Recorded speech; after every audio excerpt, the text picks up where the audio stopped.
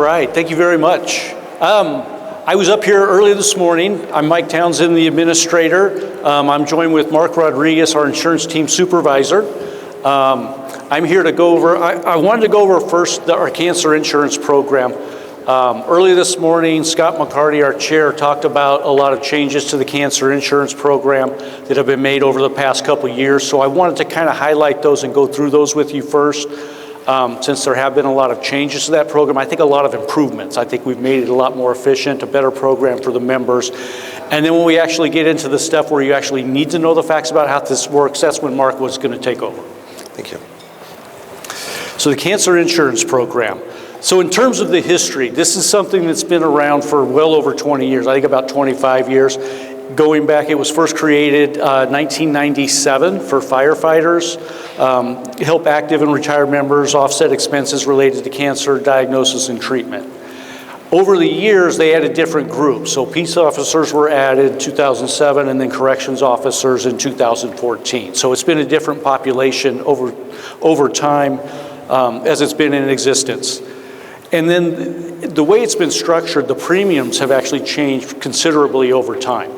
So the premiums are set by the board, and in statute there's a maximum annual premium of $180, which is interesting. You can see that's where it started in 1997, was at $180. It has decreased over time. There was 1 year in there, it went down to zero, but you can see it's been consistent at $50 for several years. So at $50 is an annual premium for the size of the benefit. This is really a great program for our members. The indemnity benefit changes. As this has changed, we've expanded the group, but we've also changed the amounts of the benefits. There's a whole list of benefits that are paid out, a lot of reimbursement, treatment costs that are covered. The big dollars are really in the indemnity, and that's what I'm just highlighting here. It started out at paying $6,000 for a diagnosis of cancer to help those members that are going through that diagnosis and treatment. Increased to $8,000 a few years later, increased again to $15,000. And then in 2021, the board really defined a little more of the program on how it works in terms of that diagnosis. So the first diagnosis is $15,000 payment. And then if there's a subsequent unrelated cancer diagnosis, that would pay $7,500. And then also the death benefits for the program also have increased from what was $5,000 in the beginning, has increased now to $10,000. So a lot of changes in the program over time to really enhance the benefits for the members. This table, Mark is going to talk about the changes that just took place this last January in terms of how we pay the out-of-pocket costs and reimbursement costs. We went to an upfront type of indemnity payment that's more of a structured payment. And really the reason we did this is if you look, that first column of numbers there is looking at the average number of claims for different areas, the diagnosis, the death benefit, skin cancer diagnosis. But if you look at the reimbursements, the average annual claims were about 500 for reimbursements that were paid out. So that's a lot of checks to be processing. And then what we did was we said, okay, so where are we spending all of our time? And if we change how we do that, and so we changed to, instead of paying it on a reimbursement basis, we'll pay a lump sum up front to cover those costs. And by structuring it that way, that 500 number in checks processed each year went down to about 120 checks. What was really happening is if there was a $20, $25 reimbursement check, we take the time to process a $20 payment, and it would cost us more than $20 to process the check. So this was a way for us to actually upfront the money for the members. It's a better benefit and reduces the cost of the program. So a much more efficient way to change that structure that just started in January. Mark will go through. Some of the other improvements, we're in the middle of a phase-in process on the taxability of indemnity payments. For the change that we made around this, the IRS requires a 3-year phase-in. So we're actually in the 3rd year. Yes, sir. So 1/3 of the indemnity payments is taxable, 2/3 not taxable. The good news is this time next year, 100% of those indemnity payments will be non-taxable to members. So for someone going through diagnosis, treatment of cancer, that's a lot of extra money for them to have and not having to go through that process in terms of having that tax, having withholding come out of those payments is helpful. The board came up with a formal funding policy. They set the reserve policy for the program to make sure that we have the liquidity we need to pay the claims. It'll be long-term. The premium setting procedures to try to keep that from having any volatility in the future, and how we layer in any increases that are needed. That prepaid out-of-pocket costs that Mark will go through that process. And we're currently revising the asset allocation. Right now, we're between $29 and $30 million in reserve balances that we have. And so how do we manage the investing of those monies to help offset the cost of the program? So controlling the cost makes it a more sustainable program, so we can keep it long-term for the members and make sure that benefit stays in place. So I just wanted to highlight a lot of those changes that have taken place, because it really is a much different program today than it was just a few years ago. So with that, I'll turn it over to Mark. Thank you, Mike. Appreciate it. Hello, everybody. Good afternoon. My name is Mark Rodriguez. I have been with Public Safety now for going on 4 years. I am the supervisor of the insurance department. We process the cancer claims along with assisting the members with receiving their subsidy. The first part right now, we're going to go over the cancer program. Some basic introductions to the cancer program is it's out there to assist the members, like Mike said, to help offset their out-of-pocket costs, the initial benefits for them. Currently, we have over 30,000 active members and retirees that are receiving the cancer benefits. Last year alone, we distributed over $2 million to these members. From the employers, I ask that you guys please remind your members that this cancer benefit is available to them. Every once in a while I get to talk to members. They're not aware that the cancer benefit's out there for them.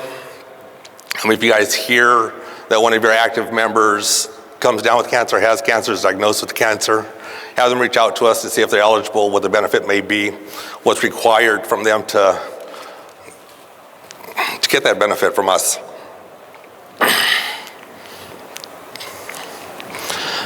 Who's eligible for this? Again, for public safety, it's all active members and retirees. The retirees do receive 5 months of credited service, 5 months of coverage for every active service they've provided to us at no cost. After that grace period is up, if the member did file for a cancer claim during their time covered, they will be eligible to continue the benefit at a premium of $50 a year, which is really great for these members.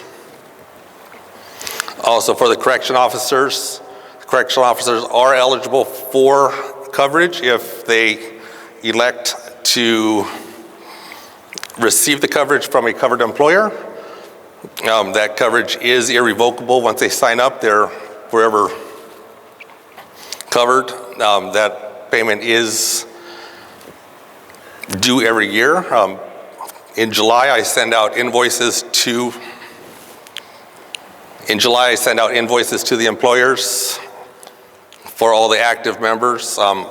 In June, I'll contact the correction officer employers for a count on who is eligible and send them out the invoice.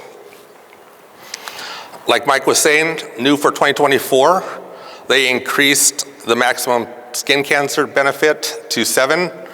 Before it was only 5 eligible skin cancer benefits, and now they also started the advanced reimbursement payments. The advanced reimbursement payments, the way they work is once we receive the first claim from the member, the initial diagnosis claim, we'll process the initial $15,000 benefit to the member and also send out the $1,000 prepaid benefit.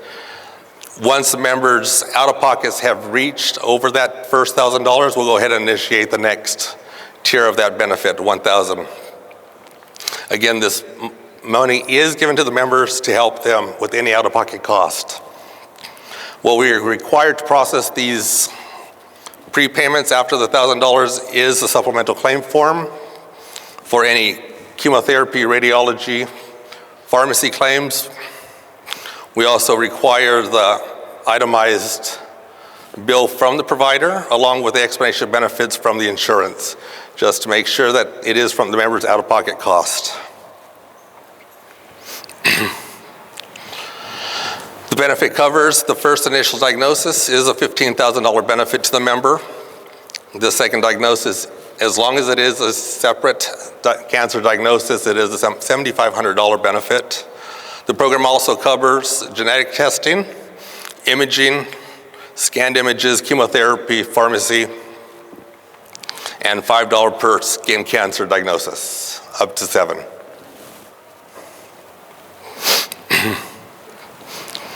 Right now, we're processing claims up to 4 to 6 weeks. As soon as we receive the complete cancer claim from the member, the payment will go out to the members within 4 to 6 weeks. Last year, my team has processed over 600 cancer claims for these members. The members can contact our department if they have any questions. If they're unsure, contact Public Safety or again to my department regarding their cancer claims. If they have any issues, once we get those claims for the active members, we'll go ahead and process it. And like Mike said, 2/3 of that claim right now is going straight to the member untaxed, 1/3 is going to the employer. This is the last year that that'll happen. Next year it will be 100% straight to the members, and the employers will not have to worry about running these payments straight through the members' payroll. Well, actually straight through your payroll.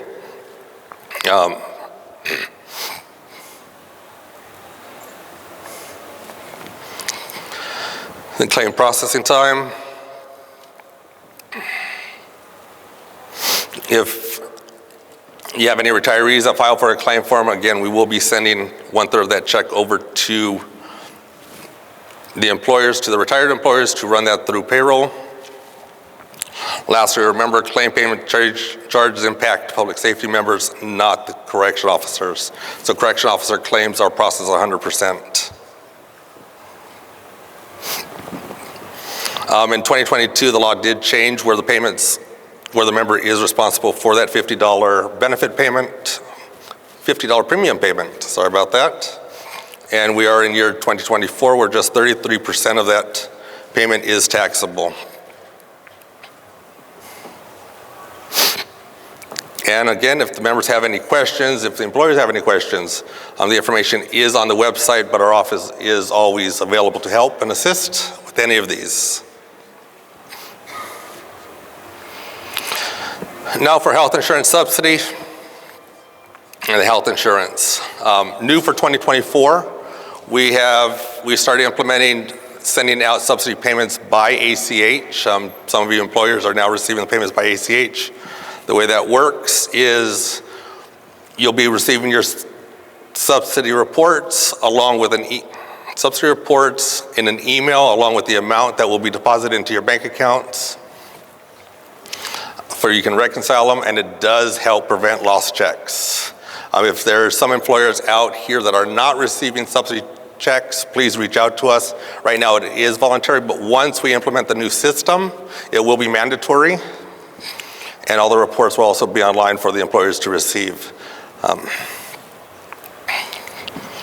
So health insurance options. Our members are eligible to receive health insurance through us, which is United Healthcare or Delta and Cigna, which is administered through ASRS. Also, retirees are eligible to receive insurance through ADOA that we supply supplemental for, or COBRA, or also the private market insurance. We do not provide the subsidy for the private market insurance though.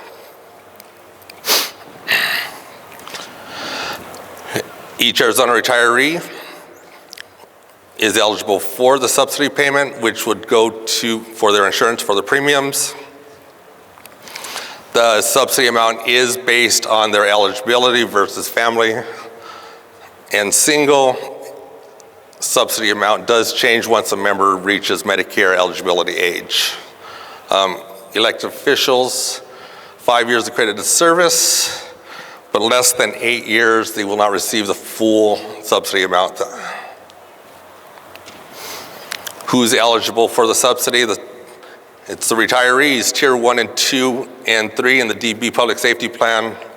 Tier 1 and 2 for the elected officials, and Tier 1 and 2 for the Tier 3 for the Tier 3 DC members if they choose to elect, and that is just correction officers and not, again,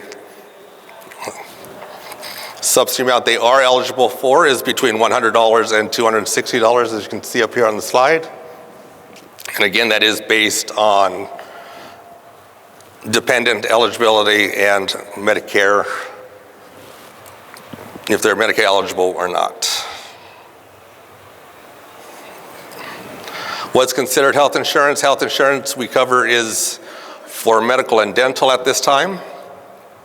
If we provide to these members, we have open enrollment, which starts in October and goes all of November.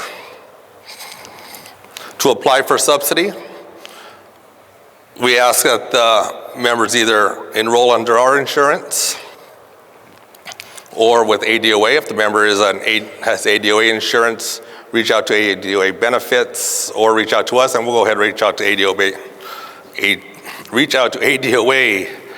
to get their insurance information, and we'll go ahead and supply the subsidy to them for our retirees.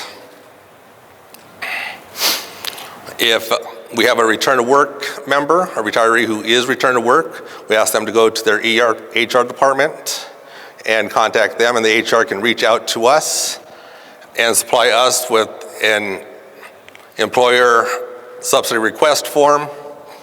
On this form, we ask for the employer to add the member's hire date, position, if they are returned to work and retired from us. We do need a copy of the approved board minutes to make sure the member is eligible for a subsidy. For a subsidy, we only pay up to the member's out-of-pocket amount for their premiums.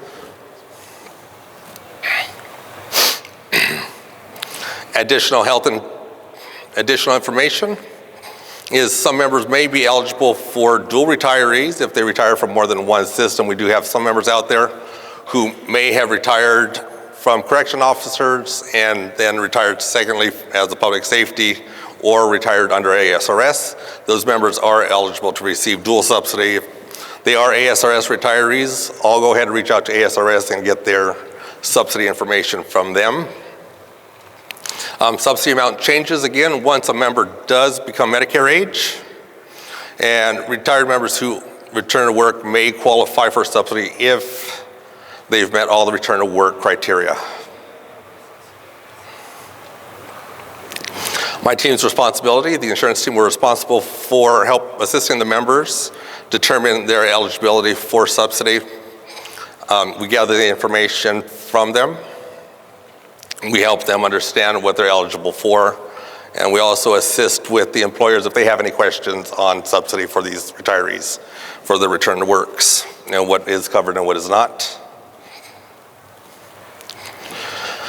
From the employers, I ask that you guys just, when I send out the subsidy reports, please reconcile it, make sure every member that is receiving subsidy on that report is still actively covered under the employers. We request again, the approved board minutes from the employers for return to work, updated medical rates. If you guys' rates change during open enrollment or fiscal year, we ask that you provide us with updated rates so members are receiving the correct amount of subsidy.